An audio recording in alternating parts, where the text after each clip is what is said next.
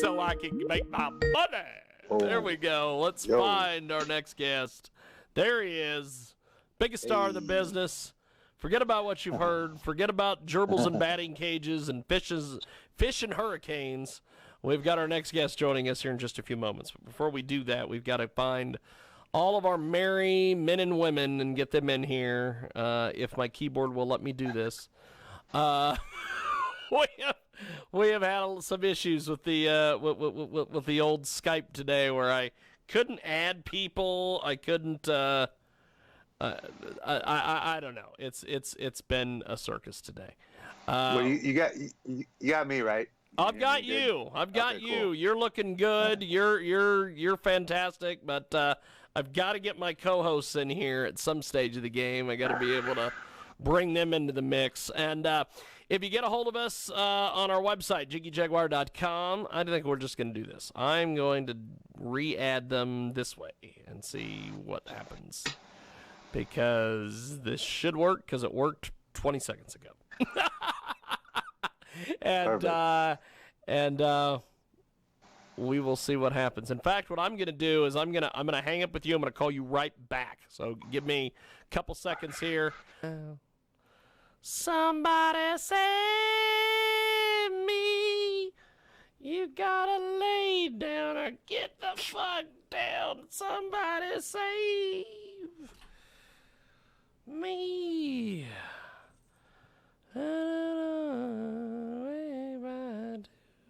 Somebody save me. There we are. Okay, I think we've ringed the group, because you have to ring the group on Skype, which is so worthless. And we've got our guest. We're slowly bringing everybody else into the mix. And I think we've got everybody. So we can do this properly now. We have got a great guest with us today. He is pretty damn fantastic. Mikey Gordon is with us. And you know Mikey from all sorts of things. He has done anything and everything you can think of. He's got these face masks he's selling. He's got some T-shirts. He's done some stand-up comedy, and he also made an appearance on Monday Night Raw. That was the coolest time of my life. Coolest time of my life. So, first of all, let's talk about you being on Monday Night Raw. Well, what is that? That is a WWE television program on Monday nights. Their mainstay on Mondays. So, go ahead. Well, I've been a professional wrestler for almost 20 years now. Anytime the WWE comes around town, they always use like local guys as their extras or squash talent and whatnot. Yeah. Security. So that's basically when they come around town, I'm always putting my name out there, and they've used me here and there, but that night they used me on Monday Night Raw, and I did a squash match against Braun Strowman a little over 3 years ago. Yeah. I didn't even know either, because like the night, like when you get there, like the whole reason you do this is so before the doors open up, you get a chance to wrestle in front of the talent, the managers, the bookers, all everybody. Decision makers there. So that's what I thought I was getting myself into. So before the thing, they're like, me and this other guy that's about my size. I'm about 5'9" on a good day. So this guy that's my size, like, all right, you two are going to be working with Braun Strowman. So Arn Anderson was the agent for the match, and he says to me, he goes, all right, I'm gonna, here's the idea. Basically, it's a squash match, and I'm thinking, we go over it in the ring, and I'm like, this is stupid. I'm not getting to show any of the things that make me somewhat of a decent, wrestler, entertainer. So, I was like, this is kind of stupid. And then right after we get out of the ring practicing this, then they hand us a script and it says segment 10, Monday Night Raw. And I'm like, oh shit, like we're gonna be a Raw. Okay, all right. Okay, not so stupid anymore. Yeah. No, not so stupid at all. And what was really cool, it was a little bit I was a little nervous doing it, but I got to do a live promo. I got to pop the local crowd. I got like an applause break in the middle of my promo that I got to do on live TV right after the match too. both Vince McMahon and Stephanie went out of their way to come up to me and told me that I did a really good job. I don't know if they do that for everybody. It felt special and unique to me, and I really appreciate it. And what a compliment to go out and do such a small role and have, the two best in the world that have done this their entire lives to tell you that you did a good job. It was cool. I've used that clip in my live promo on TV to get acting jobs, stunt gigs, and a couple little bullshit Hollywood gigs. Do you wrestle under your name, Mikey Gordon, or do you wrestle under a different name? I wrestle as Dirty Ronald McDonald. It's like a filthy, fast food character. So like bad guys in pro wrestling throw baby powder in their opponent's face. Well, when I do that, it's cocaine. I come out and I'm like, I'm here to do. Dirty Ronald McDonald's here to do 3 things. Number 1, I came here to get fucked up. Number 2, I came here to fuck somebody up. And number 3, when I'm done with that, I'm fucking all your girlfriends. So it's a very adult-oriented show that I produce. Oh, I think so.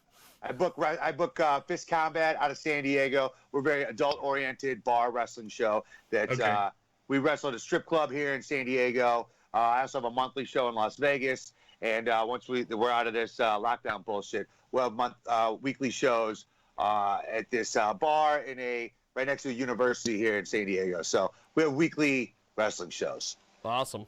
So, Jiggy, we could actually go to his show, and you could be Santa Claus, and I could be the elf, because I had to take off my elf because it was too sexy for the children. Remember that? Yes. This is you're gonna love this, Mikey. We did a show a couple years ago. They did a show here in Hutchinson, Kansas, an indie show, and they wanted us to do Santa Claus and an elf, and so Jay showed up as an elf. And she wore a traditional One of the owners elf liked it, costume. The other owner didn't. Just a traditional elf costume. Well, apparently they thought she was too sexy in her elf costume. So they made her change it. And so I was Santa, or as I like to refer to myself as Jag Claus. And so I was Jag Claus, and she was an elf. And then they made her wear my other Santa outfit. And so now I've got these 2 Santa outfits. And we don't really have any use for them. Yeah, isn't it PC to go a male and a female Santa these days? Well, it's the quota thing. Yeah, you gotta fill that. So Only got you to. show the curves. So this when they made me look like a guy. So this Dirty Ronald McDonald, how did you come up with this concept? Take us through this. This is an awesome concept. First, check this out. Look at me. Yes. I've been promoting pro wrestling shows for 13 years under the banner Fist Combat. Stands for Finest Independent Stars Today. And I've always been more of a little, I don't want to say edgier because that sounds like I'm like trying to be that. Yes. That's just what I've been labeled. That's who I am. And it took me 16 years as a professional, 15, 16 years as a pro wrestler to really figure out who my character was. I played different characters, generally wrestling on family-friendly shows. Some of them allow people to cuss, and there was really always a blurry line with that. Yes. So once I started promoting shows, I was like, you know what we're really missing here? Because I've done a lot of things throughout my life that have taught me a lot of things. I was a tour manager for Afro Man and his opening act for 3 years. Oh, that's awesome. I've put on concerts. I ran an internet radio station out of my apartment for 2.5 years. I've failed at a lot of things, basically. I've failed at a lot of things. I've learned a lot over those years. And what I found in promoting wrestling, is trying to keep, you got to keep your costs lower than your expenses lower than your income, or you can't keep the doors open, right? And one thing that I found once I started promoting wrestling and then started booking for Afro Man is that there are a lot of venues that don't charge you to rent it. VFW, Knights of Columbus, these type of halls, they don't charge. They charge you to rent it, where most indie wrestlers run. Gymnasiums, that sort of thing, where you pay to rent a building. Well, with Fist Combat, what we do is we run bars. I run a strip club show once a month where we don't pay to rent the venue. And in fact, not only that, sometimes we get a cut of the bar and or food sales. Wow. So our business model is just different. Plus, the venue there, advertises for you. They have people coming in their venue 7 days a week that are going to be privy to what you're doing, you know. And if we put our shows that are like adults fucking only, get drunk and heckle the crowd like we do on all of our advertisements, we're really targeting our audience. You know, so that you've got a hell of a concept there, my friend, and that's what we do. Hell of a business model. Fisted. Well, I want to go. When I did some fight promotion, we'll say, for about a year, and one of the things that we did was we wanted to make sure that we got the door, but we also got a liquor license, did our own thing, and we made more money on the liquor and the food than we did at the gate. God, yeah. And without a doubt. And there are so many venues around the Kansas area that they decided, oh, well, we need to start doing liquor and food sales. So, well, you know, without a doubt, you know, when I look at anything, you know, this is really a long-winded answer to where did Dirty Ron McDonald come from. Yes. So really, what I've always tried to do and look at the game, whatever game I'm in, whether when I'm in, you know, I do stand-up comedy very regularly out here in San Diego.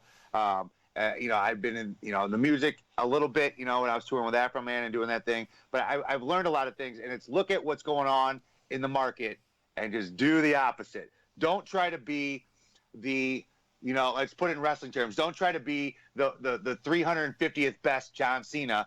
Be the best Dirty Ron McDonald you can be. Look at what everybody else is doing and try to change it, you know, using the things that you learn and seeing the way other people do things. You know, I copy a lot of business formulas and ideas off of people that I respect because I look at their, you know, I guess their history and doing what they do and trying to look at it differently. So, you know, with Dirty Ron McDonald, when I was like, all right, I'm doing these adult venues, you know, like what could I be that's more me? You know, when I'm doing these family friendly shows, I'm not throwing coke in nobody's faces, you know what I'm saying? But that's I want to do some fucking jokes. You know, I want to be funny. I want to be entertaining on a different level. So I'm like, all right, well, what do I look like? You know, I could be like a Dirty Ronald McDonald, you know.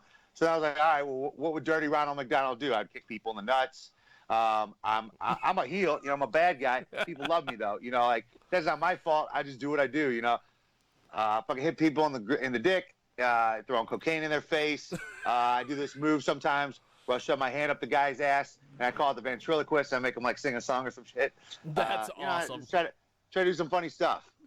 Well, you know, you mentioned doing the shows in a strip club. That a couple of years ago, there was this thing called Cage Rage Caliente, where they were putting a cage. I'm already sold. I'm in. They were putting a cage in a strip club, and they were letting these strippers. Basically, they would teach them how to box, and then they'd let them beat the shit out of each other. And guys were heckling the strippers, and the strippers went out after a few times getting beat up, and they decided we need to get some real training. So now. Now they're doing all this MMA stuff. And so I think pro wrestling a strip club is great. It's a great concept. We call it boobies and body slams. Boobies and body slams. We got great marketing too, baby.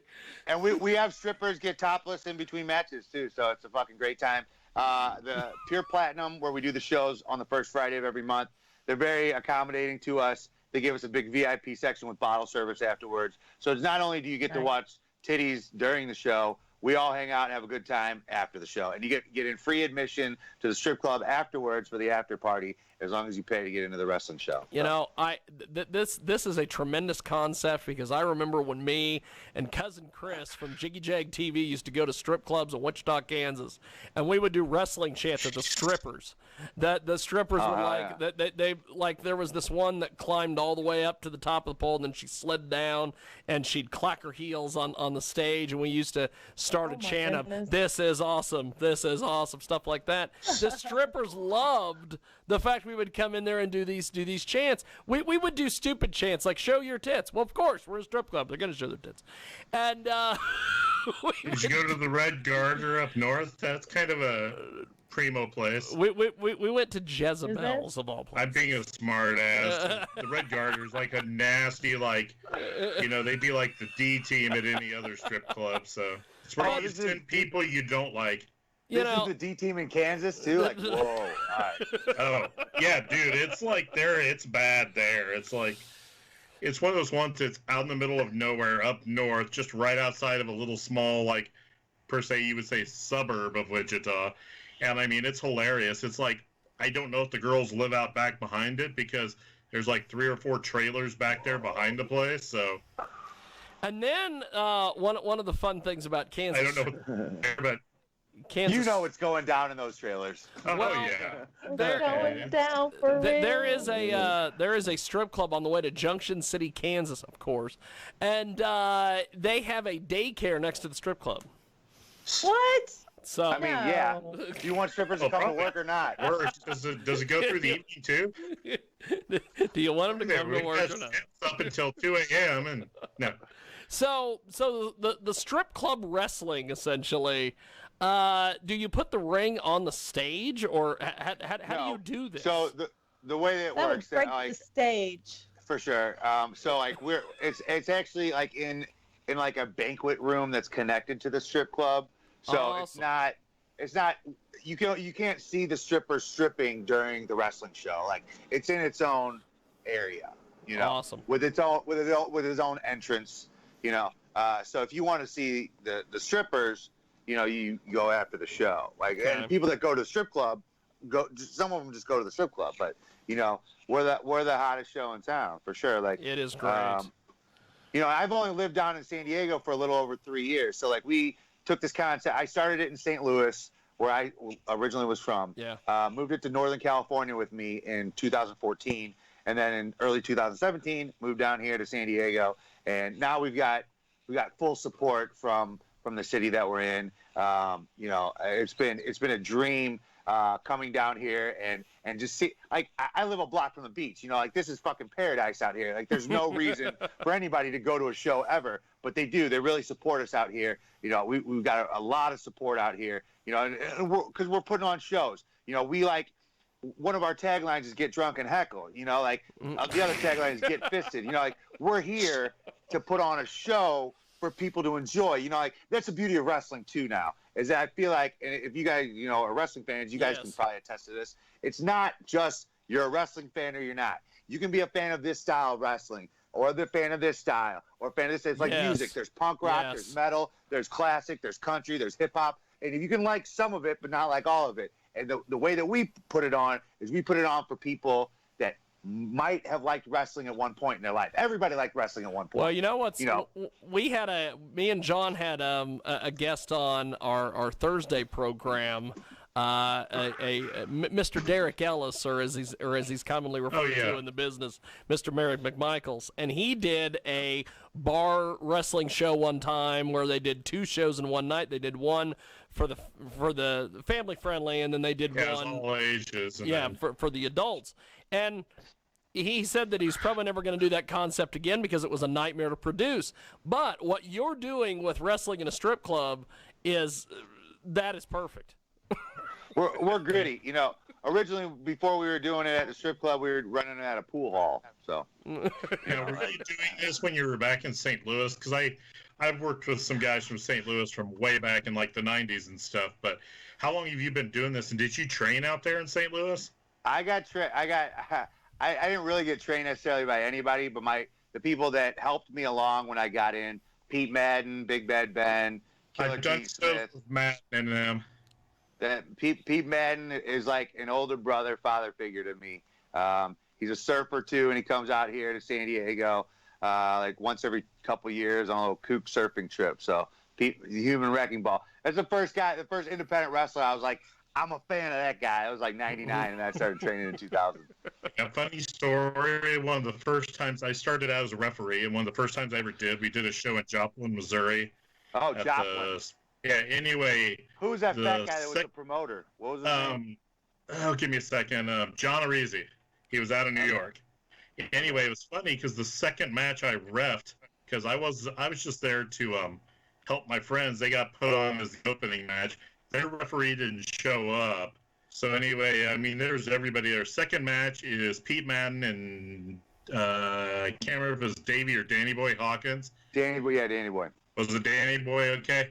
We had them come into Wichita for us. But anyway, those two were going all over the place. And it's funny, we get to the back, and they're like, "Man, you're really good." And I was like, "Yeah." Well, and they're like, "No, no, no, it was great. You stayed the hell out of our way and let her do our stuff." He goes, "You're awesome. How long you been doing this?" And I go, "Oh, this is my second time." They're like, "No fucking way."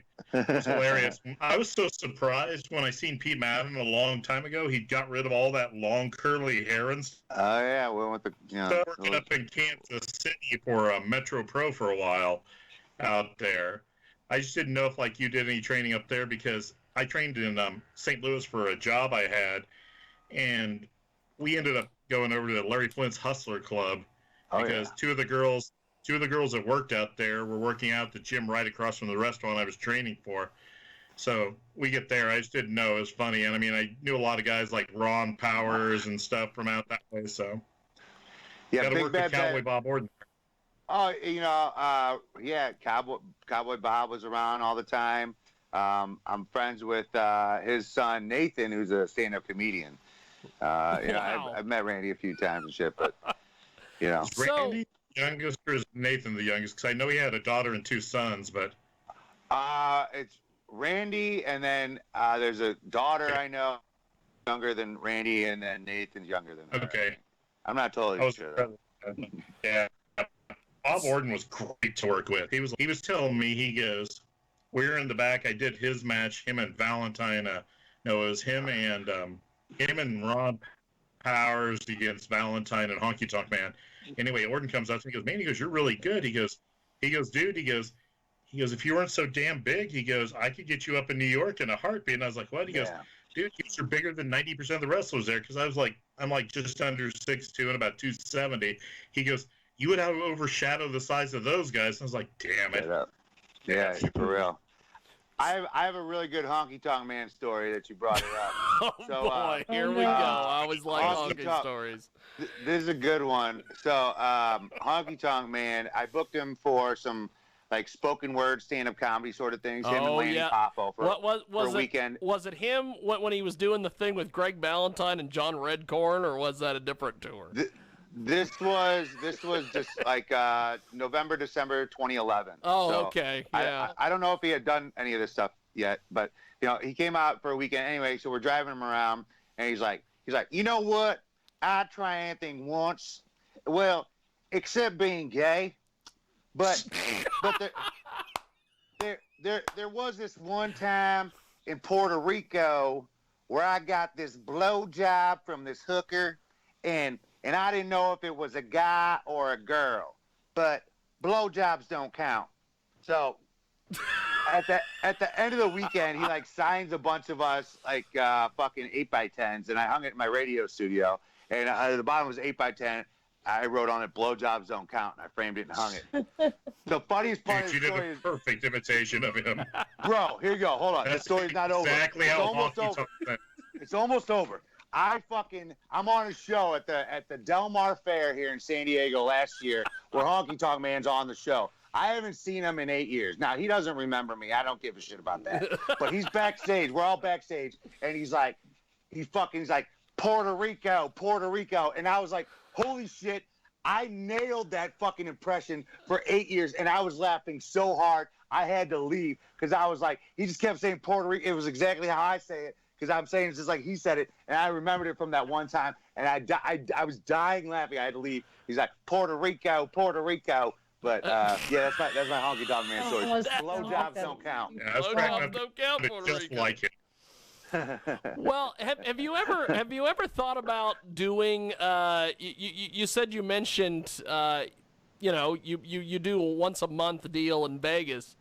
With the wrestling in a strip club, have you thought about doing it? We don't do a strip club in Vegas. There's a bar called Jammy Land on Main Street.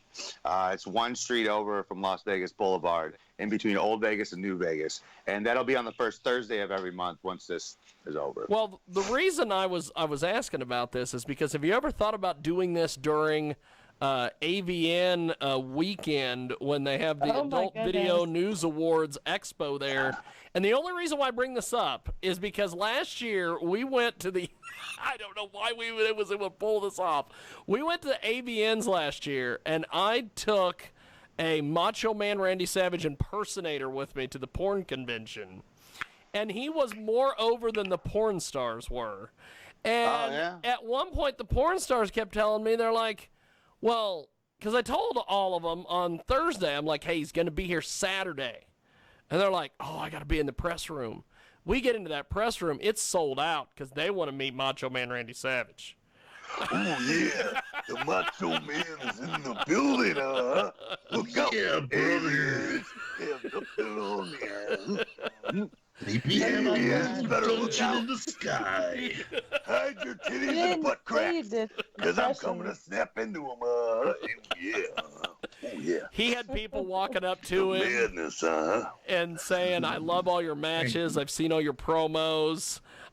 He had a few people ask him, why haven't you been doing anything the last couple of years? And he told me, he's like, I don't have the heart to tell these people. I'm not him. Two, didn't they realize he died like 3 years ago? Yeah. Macho Man is somebody that I have modeled my life after. So, acting bigger, putting on, acting larger than life. Yes. And trying to be a good human being. That guy never had any kids. Donated a lot of his time to the Children's Hospital and stuff like that. So what a model human being, really. So, working with Afro Man, how did that whole thing get going? I ran an internet radio station for 2.5 years or so out of my apartment, and we were running it 2010 to like early 2013. So we were running it just like any other radio station. I knew I had to book like musical acts and run concerts to get out word about the internet radio station and that sort of thing. So Afro Man's producer lived near St. Louis, where I was from. We ended up meeting. I ended up booking him for a couple of shows, like one-off shows in St. Louis. Then they asked me to book other shows, and then I got the opportunity to book some bigger tours, and booked a couple of big tours for him. And turns out he's kind of a dick, so we don't work together anymore. Jeez. Oh, yeah. Have you ever thought of doing a Carrot Top gimmick? Because he's kind of a dick, because I've met him a couple of times in person. Yeah, he's a jerk off.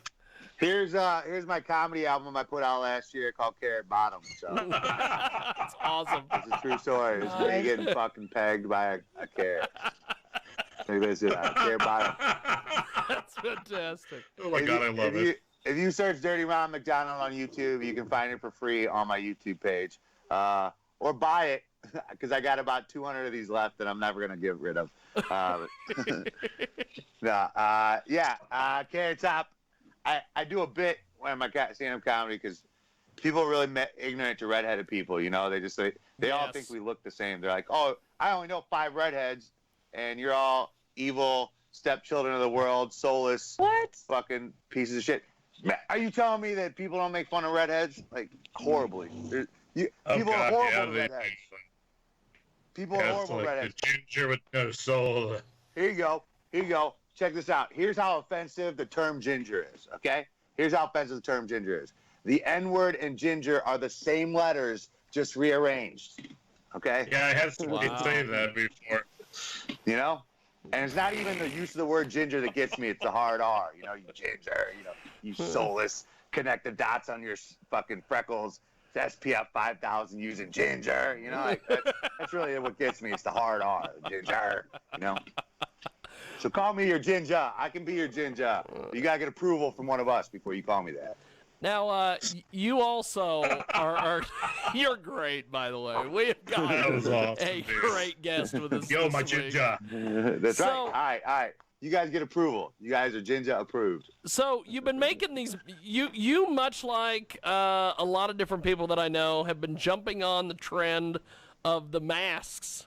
With COVID-19 and everything. Tell us about your masks, man. It was an accident for real. I ordered these things in early January. Here, let me grab one real quick. Let's see if I can. He's got all sorts of things. We've got a great guest with us today. He joins us live here on our broadcast, Mr. Gordon. And check this motherfucker out. He's got this mask. Masks like this, or... No, like this. So. Oh, okay. Sorry, my bad. So I got a blunt in the mouth right there, right? But here's the other little secret. See up real close? I got a little cocaine on the nose. Check that shit out. Boom. Look at that. And you don't even notice it. You think it's like a defect. But I made 100 of these things and sold them out real quick. I got like 2 left that I'm keeping.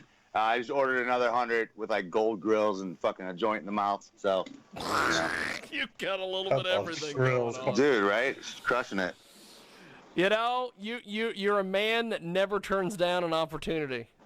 That's No, it was straight up. It was an accident. So I ordered them in January. They got here in like late February, and then all this shit happened. So it became something where people had to wear these things, and then they started hitting me up because they knew I had them, and I sold them all in like a week and a half. So it wasn't something that I was looking to try to capitalize off of. It was a happy accident that I will gladly take advantage of. So you do the stand-up comedy. You've got the wrestling. You've got these masks. You did your time with Afro Man. So what Brother, else? The book's gonna be awesome. What else do you have out there that we can mention? Funny you ask. So right before this all went down, I've written and I will be producing a film co-starring Joey Ryan and the Sandman. It's called Dirty Ron versus the Dick Wrestler. And I got a production team. The script's ready to go. We have the locations picked out. We're all ready, and then all this shit happens. So that film will be filmed sometime this year. We're kind of all just waiting on hold for that. But that's the next step. I try to look at things and try to plan out, like a nice fat 5-year plan. And that's something that's always been on the table. Making films. Like those B-level, like El Santo and Blue Demon films. Yes, yes. Like a lot of stupid shit like that. Like starring, myself as one of the protagonists, but also like other, independent wrestlers or wrestlers of the yesteryear that still have value and people still want to see shit from. With this in this day and age, there's a lot of wrestlers that get used at like conventions and stuff like that. And some on shows still too, but those are on the weekends, and I'm filming this shit during the week. So, being where we're at geographically, plus me running the live pro wrestling shows, puts me at an advantage to branch out and do films. So, that's the first one. We're in the middle of writing the second one. That's going to be a parody of the movie The Wrestler, called The Wrestler. Like a trilogy? No. I'm just having fun there. No. We have a number of ideas that we've been pitching around, but we have this first one already written, ready to go. Second one's being written, and I think this is where I'll be in the next 2 to 3 years, is hopefully pumping out a couple films a year. Stupid fucking action films. I've chatted with Joey Ryan when he's been booked on several occasions in Kansas for Kansas Wrestling Revolution, and Joey is the most down-to-earth guy. He is fun. He's a real cool dude. Yeah. So that will be a nice little project when you guys get that put together. Yeah, the plot line is perfect if you had. No, go ahead. I was going to say it'd be perfect if you had Sonny Kiss involved in it. That could really take things in a total stratosphere there. Yeah. I'm open to anything. So, this first one we have already casted for sure. We have a lot of cameos by guys that I'm friends with that live out here. I don't want to spoil them, and I know that there's going to be a lot more than we already have planned. Just because, there's a lot of people that are rooting for us out here. That's what's great is there's a lot of support within the wrestling community, the comedy community, and I'm very fortunate and lucky to be able to do a lot of things so I don't have to do a real job. No complaints here. Jay is talking and we've lost her mic. We can't hear Jay. I may have muted her by accident. Just kidding. I didn't do that. But. That's awesome. But there's going to be a certain wrestling promoter in the Midwest who's going to be celebrating the fact that we can't hear her. But we have got a great guest with us today. Joins us. Mangler? No, actually, one. actually Derek Ellis. He's not a fan. Really? He's not a fan of Jay's. He has told me on several occasions when we do wrestling events that she's not allowed to travel with me to the events. So see what you get yourself into, Mikey, when you come on this show. I haven't came yet. You guys can't see down here. No, I'm just kidding. You're not going to be like cancel culture like Joey Ryan is now, are you? No, man. What's his new gimmick doing? Him and his new gimmick on Impact. Yeah, his new gimmick to cancel culture on Impact. It's probably the most entertaining thing on that whole show. So Joey's a really entertaining guy. I don't know who he gives all the credit to for some of his wild stunts he's pulled with his bar wrestling promotion, but Joey's. If there's somebody out there that I'm influenced by as a promoter or booker in any way, it's Joey Ryan right now and what they got going on at bar wrestling, because they've got Macaulay Culkin involved in their stuff. Just some of the fucking movie stars come out and check out that bar wrestling. It's really entertaining too. It's a different take on pro wrestling, and it really shows the theatrical side of it. It's like a Lucha Vavoom meets PWG. So you also are doing I could not let you go without talking about this. You're doing stand-up comedy in parking lots. Right now. So during all this bullshit, you're not allowed to, we're not allowed to gather in any comedy clubs or do anything like that. So a buddy of mine, Jim Pine, out here in San Diego, he has this FM transmitter thing that we plug the mic in. It's basically like a drive-up movie theater. That's fantastic. It's kind of been like a like a speakeasy sort of an idea, because you don't know unless you know, and even the public posts that we make about it, we don't include the address. So you got to know somebody, and even the comics that are booked on the show, not all of them even know, because the guy that books the show doesn't he's not trying to tell everybody. But we've been doing it now 3 weeks in a row on Friday. People come out, we have a good time. They pull up their cars. Everybody practices social distancing. We all wear a fucking face mask. Each mic is sanitized in between comics, and we have a rotation of mics. So, it's something that we're being safe. We're following the rules. Police officers pulled up on us last Friday. We're cool with what we were doing. They're cool with it, man. They're cool with it. So, that's really cool, because, man, I don't know what it is like where you guys are at, but, they just started letting people on the beaches here. It's a wild situation, and, people got to get out and do things, let's follow some rules. Let's slowly ease back into it. I ain't trying to make this a political issue, nothing, but hey, man, we gotta start back opening it up a little bit here and there eventually, right? Shit, gonna be scared forever. Well, I'll tell you, you never miss an opportunity to do cool things. I think that's awesome, my friend. Thank you very much. So, I'm surprised at a bunch of the cool shit I do all the time, but that's just because I hang out with a lot of cool people, man. I hang out with a lot of cool people, and I don't know.